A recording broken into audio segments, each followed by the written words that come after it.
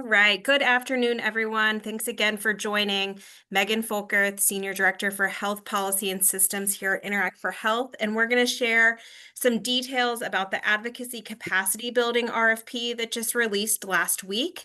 This is intended to be just us sharing information about the RFP opportunity and a chance for you all to ask questions. There will be plenty of time for that at the end. We likely won't need the full hour unless there are lots of questions. We will just go through the information, have time for questions, and then probably give you some time back in your day, which nobody ever seems to complain about. So the overview for today, we will go through a little bit about Interact for Health, maybe for those that aren't as familiar with us, talk about an overview of the advocacy capacity building opportunity, go through the application process, and then have time at the end for questions. Just real quick, want to introduce you to a bit of our broader team, our Advancing Health Justice team, who you will see here from our data and learning team, our vice president that oversees this work, as well as my other colleagues on the program side that carry out different areas of our Advancing Health Justice focus area. You can learn about everyone on our amazing team on our website, but just wanted to share the faces behind the work that we're going to talk about today. So a little bit about Interact for Health. We envision a region where people are healthy and thriving, regardless of who they are, what zip code they live in. We want to make sure that everyone in our region has a just opportunity to live their healthiest lives. So we do this through ensuring that all of our work is aligned to our values. We are committed both internally and in the community to speaking openly, partnering with organizations like you all with trust. We want to amplify community power and community voice, making sure that we're tackling those root causes and being relentless problem solvers. The things we're talking about are not easy things to solve, and so we have to continue to work on those and to get to those root causes so that we can improve the lives of those in our community. We focus on a 20-county region across through 3 states, which makes up about 2.4 million people. You'll see the counties between Ohio, Kentucky, and Indiana here that we represent. And so it is important that your organization is providing services or oversees at least one county in our service region to be eligible for our funding opportunities. So while we work in those 20 counties and, we want every individual in our region to live a healthy and thriving life, we do have priority populations that we focus on. We believe that it shouldn't matter where you live, how much money you make, what your race or ethnicity is, but everyone should have the ability to shape their communities and have access to resources that they need to live that healthy and thriving life. And so with that, we focus on the groups listed here that are facing the greatest barriers to health and well-being, knowing that if we can improve the lives of these individuals, then our region as a whole will improve and be healthy and thriving. So these 5 areas are the priority populations for all of our areas of work. Many people know us in the way we work as a flexible catalytic funder. We provide grant funding that is a core part of what we do. We also have other areas that maybe folks are a little less familiar with that we work towards in our region. We want to be a trusted voice for communicating information, seen as a nonpartisan voice. We oftentimes bring people together across our region and convene different groups, organizations, individuals to tackle problems. We really want to amplify community voice. We believe those closest to the problem are closest to the solution, and they should be the loudest voices in the room. And then we see ourselves also as a go-to resource for data on health and health justice. Data collection and storytelling has been a part of our organization since we started, and really see ourselves as being able to provide those resources to the community. So all of that is kind of summed up here in this graphic of, our mission, our vision, our priority populations, our values as an organization. And you'll see we have the work divided into 3 areas. So we have community power, which I've touched on a little bit in our values, our mental health and well-being work, and then the focus of this RFP lives within our policy and systems work, really working to advance policy change to address community conditions. So now I will go into the specific details of the Advocacy Capacity Building RFP. And what you'll see here is from the Ripple Foundation, and what this is showing you is the difference between vital conditions for health and well-being and urgent services. So we know that social, economic, and environmental factors drive health outcomes, and inequities such as economic injustice, systemic racism, and other forms of marginalization shape the experiences of some groups. So to address these inequities, we have to focus on changing the environments where people live and getting to those root causes. And we can do this through policy and systems change. So we strive to center the people most affected by these policies to ensure that communities have a voice and can build their own power. That centerpiece, that belonging and civic muscle is central to this work. But this vital conditions framework enables several important shifts in the way we think about health and well-being. One of those most important pieces is recognizing that simply accessing the urgent services that you see on the right-hand side is not enough to thrive. It's not saying that those services aren't important. Those services aren't needed in our community. And, we absolutely need those. However, if we want people to fully thrive, we also need these vital conditions for health and well-being, which you see on the left, humane housing, reliable transportation, meaningful work and wealth. We need these components if we want our communities to thrive. So this gives a little bit more detail on just those vital conditions, but these are the conditions in which people are born, grow, work, live, age, and those wider set of forces that are affecting our daily lives. So these are needed for people to reach their full potential. The RFP that we're sharing today is focused on supporting nonprofit partners to strengthen their organizational culture, mindset, and practices for local policy work focused on these vital conditions. So we're not necessarily telling you what policy you have to be tackling or working on, but we do want it to fall within these vital conditions for health and well-being. A lot of times I tell people it's everything that impacts your health that isn't healthcare. Those are the things that we're talking about today, so that our people and our communities can reach that full potential and have an equitable and thriving future for our current generations and future generations. So the RFP goal is to provide funding and learning opportunities to nonprofit organizations to strengthen their organizational capacity for policy and advocacy efforts. Again, we're not telling you necessarily what policy you have to be focused on or working towards building a strategy around. It just has to fit within those vital conditions. So this could be things like legal support for renters, violence reduction policies, paid sick leave, affordable housing trusts, whatever that topic area is, it just has to fit within that vital conditions framework. So the funding that is available is to support organizations to develop and build their capacity for local policy and advocacy work through participating in this 12-month cohort. The cohort experience will help organizations and leaders move from programmatic solutions to action and policy advocacy. So we really want to start to see that shift of, again, programs are an important part of what nonprofit organizations provide and the resources provided in the community. But if we want to get to lasting impact and change, we have to get to those root causes and start to change the policies and systems that are impacting people's lives. By the end of the cohort, the goal is that organizations will have created and maybe even started a multifaceted strategy that can help them advance policy change within their organization.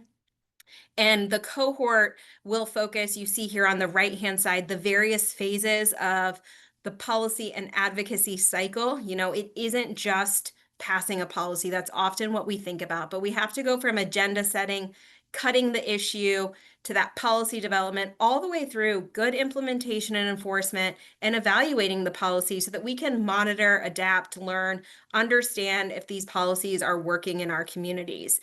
The cohort is going to be led by Robin and Nelson Pierce from Transforming Change, and will include both individual and group coaching, as well as training, strategy development, and support. So the cohort structure you'll see laid out here will start in September of this year and go through June of 2026. The sessions that you see in blue, those are one-on-one connect sessions with Robin and Nelson individually. Those will be 2-hour sessions for each individual organization or group that you will work within that time frame to select a date that works for everyone. The sessions that you see in red are the in-person cohort-based sessions. So we'll have 3 boot camp sessions. Those will take place over the 2 days listed, and will be full day sessions to immerse in the work and connect with the other organizations doing this. And then the yellow sessions, one is just some policy support, and the other one is a video training on effective coalitions that will just kind of break up the series a little bit throughout the year. So that is what the cohort experience will look like. We just want everyone to be clear on the dates and the time commitments before going through the application process. There is $200,000 available. These grants are $40,000 each. So there are 5 awards available to go through the cohort experience. It will last about 12 months, like shared in the graphic previously. These grants are intended to be capacity building support. They will be general operating support. It's really intended to pay for organizations' time to come to the sessions and to think about building an advocacy strategy. This is not meant to go pass a policy, to go implement the strategy fully. This is really meant to pay for people's time, to commit to thinking about policy and advocacy and building those strategies within the organization. I showed this map previously of the areas we work, but in order to be eligible to apply for funding, organizations have to be a public or private, nonprofit, or government organization and provide services in at least one county of this 20-county service area that you see on the map.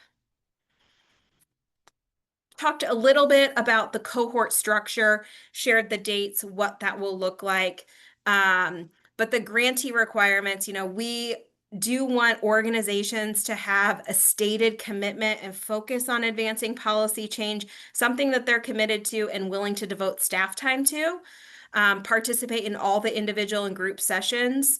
That's where the value is going to come from this. And commit to at least 3 staff or board members attending all of the sessions. We see value in having a group from each organization participate. That way this work isn't sitting on the shoulders of any one individual within the organization.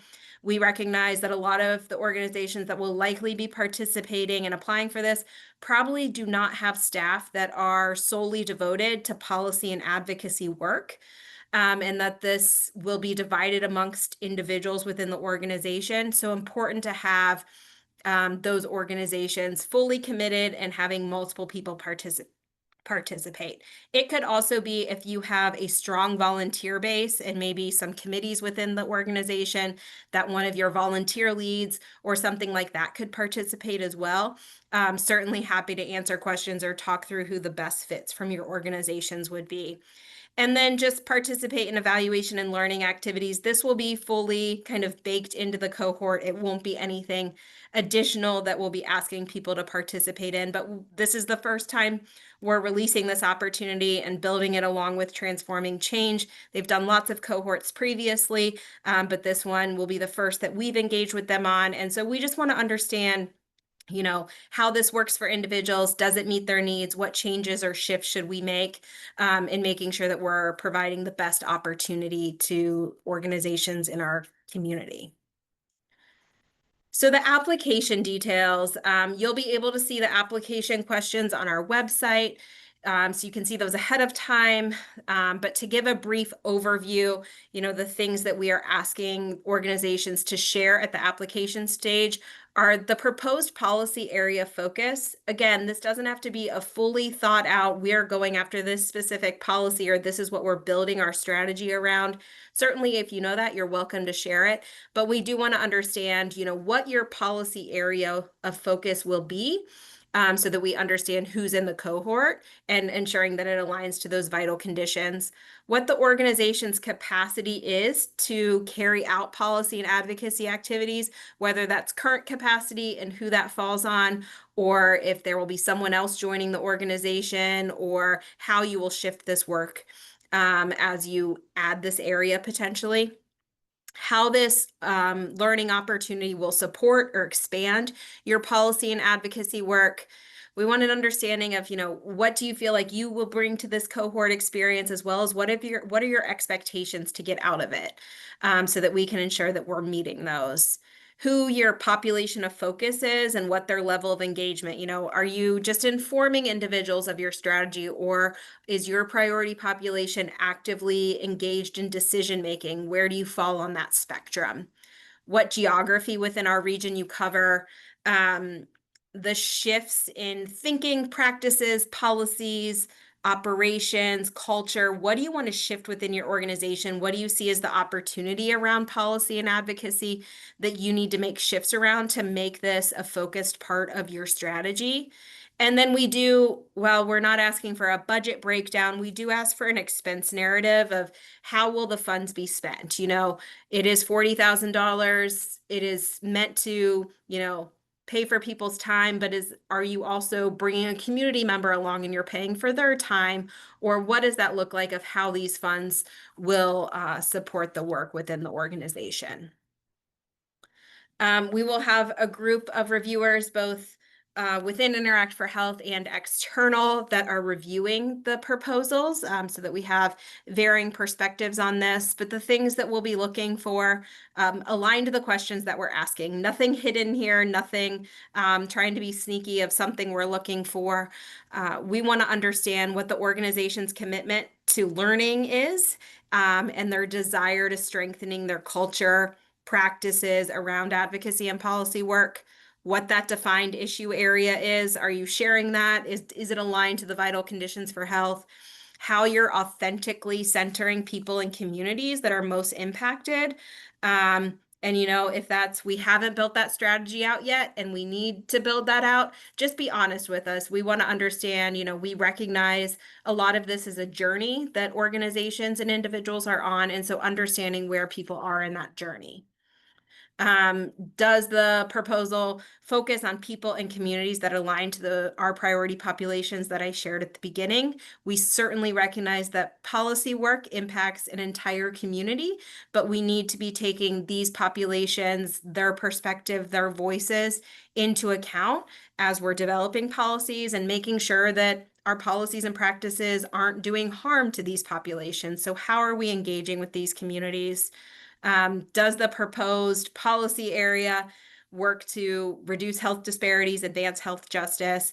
And then, are your expectations and goals clear and aligned with the overall RFP?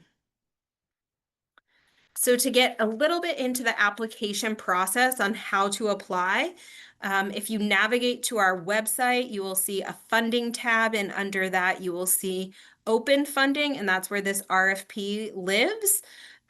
You will also see a button for an applicant tutorial there that you'll see highlighted in green. That will walk you step by step of how you use our online grants management system. You'll also see at the top of this screenshot, there's a little spot that says grants portal that you can access directly. You'll see that on every page of our website. If you just want to go directly to the grants portal, you can get to it there.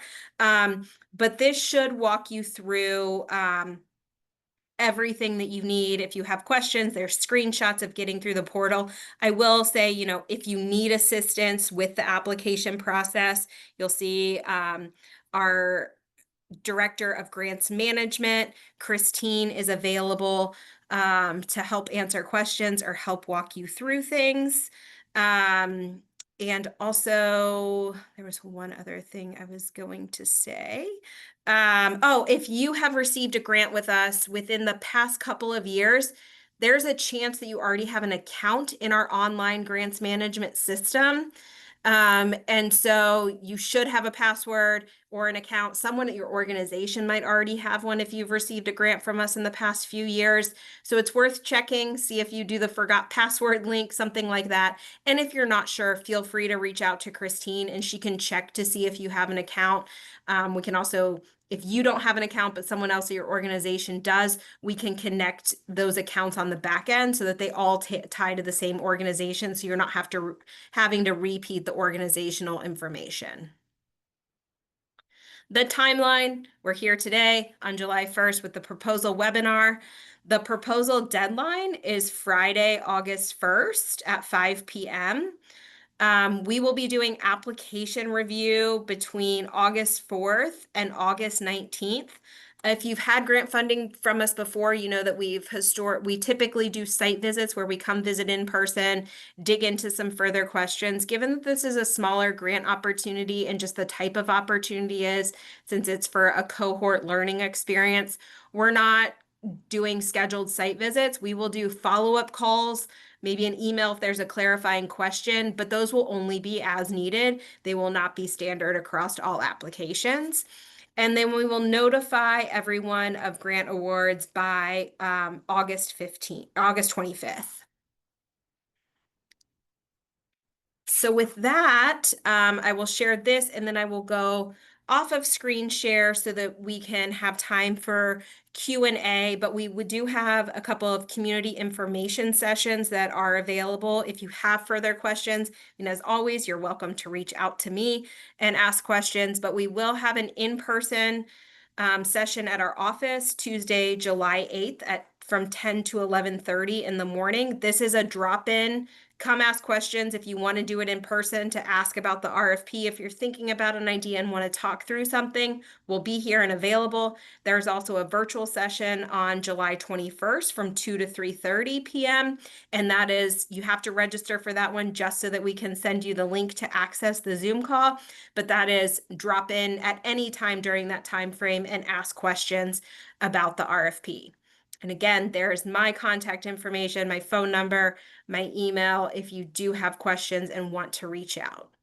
And with that, I'm going to stop sharing my screen and we can see if there are questions in the chat, or you are welcome to come off mute, raise your hand, whatever works for you if you have a specific question. And I'm happy to stay on as long as needed to answer those questions with individuals. And if you don't have questions and you want to jump off, that is okay too.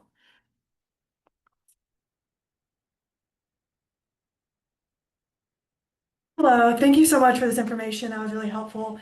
My name is Ashlyn Devine. I'm Director of Advocacy and Grants at Health by Design and the Indiana Public Health Association. So we are based in Indiana and we're a statewide organization. So we certainly have members in your 5 Indiana counties as part of our Public Health Association membership opportunity. And then we provide technical assistance on a rolling basis to a number of different counties across the state. So I was just curious to get your perspective on whether we would need to showcase like direct service provision in your 5 Indiana counties, or the fact that we are a statewide organization that serves all of our Indiana counties in different ways throughout our different programs, if that would be still an eligible activity. Yeah, so the focus is intended to be on local policy efforts. So we would need to see some type of local effort that would have to happen in our 5 counties in Southeast Indiana. So I do think it wouldn't make you ineligible, but we would need to see that connection to what's happening locally on the ground. We had lots of discussion on this of, we do state level policy work as well, particularly in our mental health policy area, but decided for this first cohort that we really wanted it focused on local policy opportunities and bringing folks together that are working in our 20 counties. So I do think that would need to be a focus of the application. Great, thank you. Yeah, I appreciate that clarification. We've already been thinking through Absolutely. that a little bit, reaching out to our partners to get that more local perspective. So appreciate that. Thank you. Yeah, you're welcome.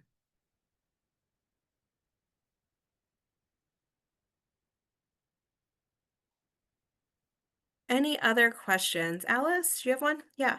Actually, somewhat similar to Ashlyn's question. We're a statewide organization, and we have some partners that are in the Southwest Ohio region, and a lot of our work is around advocacy. So I'm wondering if you would consider a proposal that is from multiple organizations that are working on a specific policy area in your service area.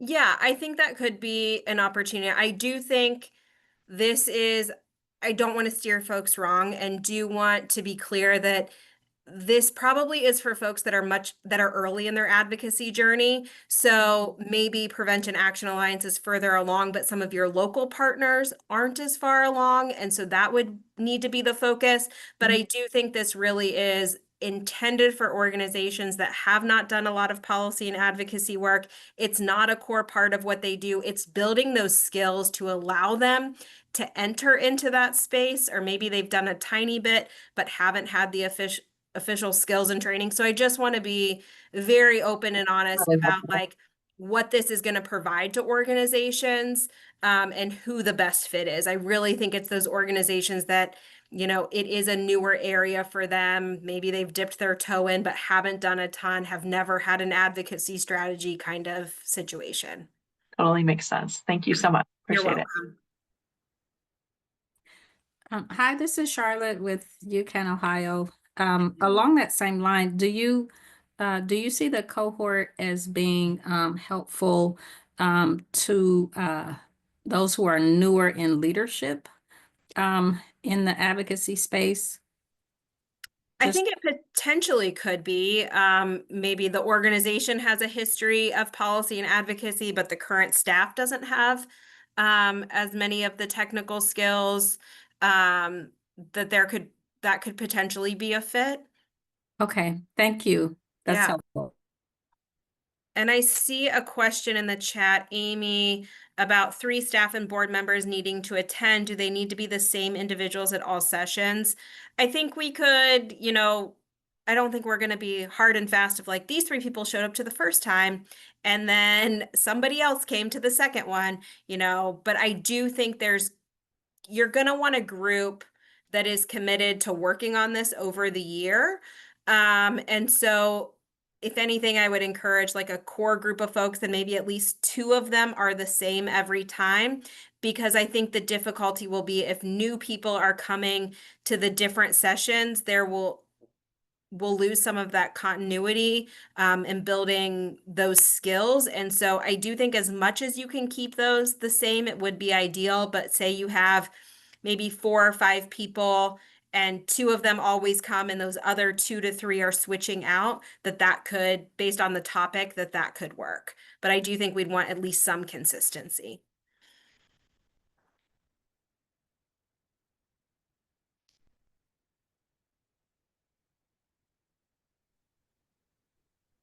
Hi, Hi. Jill. Did you have a question? Yeah, Jill Collett from the Health Collaborative. A question on I think it came up on the selection criteria slide, but it came up earlier in the presentation too. So focus on people and communities who are, and you have your 5 bullets of Mhm. your communities, and then also work to improve health outcomes by reducing disparity and advancing health justice. I'm was hesitating because I was figuring out how to word my question. Is that a both and? So in our situation, if we are working on policy that is, or we don't currently have a policy or advocacy strategy, but have ideas around one that would improve health outcomes, but not necessarily for one of those specific, not necessarily targeting a specific community, but the community writ large. Is that not specific enough for this application? So I think for us as an organization in general, across the board, The proposals that are going to rise to the top or be most competitive are going to focus on those priority populations since that is our focus.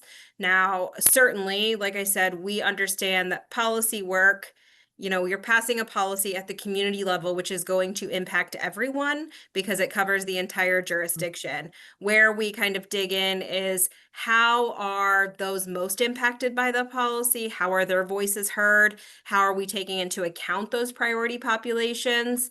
And so I do think, we would want to see those priority populations talked about and represented if it's a fit. If it's not a fit, I think it potentially won't rise to the top as much. Okay, that's super helpful. Thank you. Mhm.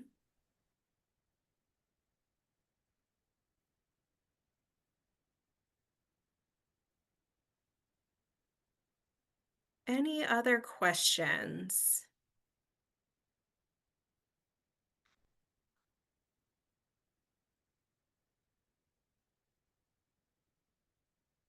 I've got one. Yeah. So we're considering an application that would bring 4 organizations that we work with, each of them being a 501c3. Okay. But our organization would be the applicant. So we'd have 2 people from our organization, both of which would be able to make decisions around policy within that group. But then we'd have to rotate in one person from each of the other organizations, Okay. which it looks like each one of these boot camps is 2 days long, which Mhm. means trying to bring somebody that is rotating in up to speed on something that took 2 days to work on previously would be very difficult, if Mhm. not possible. So, is there like prep work or anything like that that would allow for that person to get brought up, the third person to Mhm. get brought up to speed and actually be um, engaged in those conversations as opposed to I'm just here because I'm the representative this week? Right. Yeah, I mean, I think there will be materials that will be shared out, so that could be an option. I also think if it's would it make sense to only have one person from your organization and have those 3 individuals from the other organizations join and we let 4 people from your group come? I think we could be flexible there on like, as long as we have the space, which we should have the space that we could, if it makes sense that we need 4 people there, that we could accommodate that. I think it's more of, it's probably more of like a minimum of 3 participants, maximum of 5 from each organization. But it's not like you can only send 3. So I That's think very we could helpful. be flexible there, if the organizations are able to commit to that time. Awesome. Thank Yeah. you.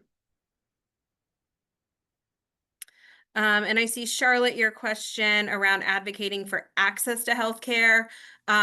Certainly, we see the value and see the importance. I think some of the difficulty here is having that local aspect, that this has to be local policy work focused and really trying to focus on those vital conditions. So it's not like totally out of the question, but I'm not sure it would rise to the top. Okay, thank You're welcome.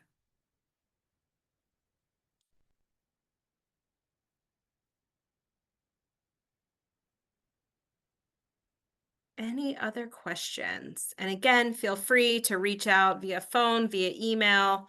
Happy to answer questions at any time. And we do have the 2 um, information sessions. And if those don't work and you want to set up a separate time, always happy to do that. But as a reminder, those are on Tuesday, July 8th from 10 to 11:30 in person at our office, and then virtually on Monday, July 21st from 2 to 3:30 p.m.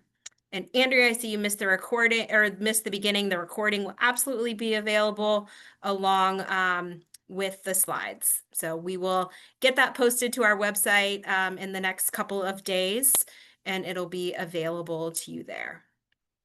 And Grace so kindly put my email in the chat, so feel free to reach out at any point. We're happy. We'd rather have conversations ahead of time and save folks from doing unnecessary work. Even if that's a hard conversation that it's not a fit, we'd rather, we don't want anyone to waste their time on an opportunity that's not the right fit. And I will also be sending out a like post email that has all of the links that I put in the chat, and then also the recording, and then the link to the slides as well. So you'll be able to find it on our website, and you all should be receiving an email about it. Perfect. Thanks, Grace.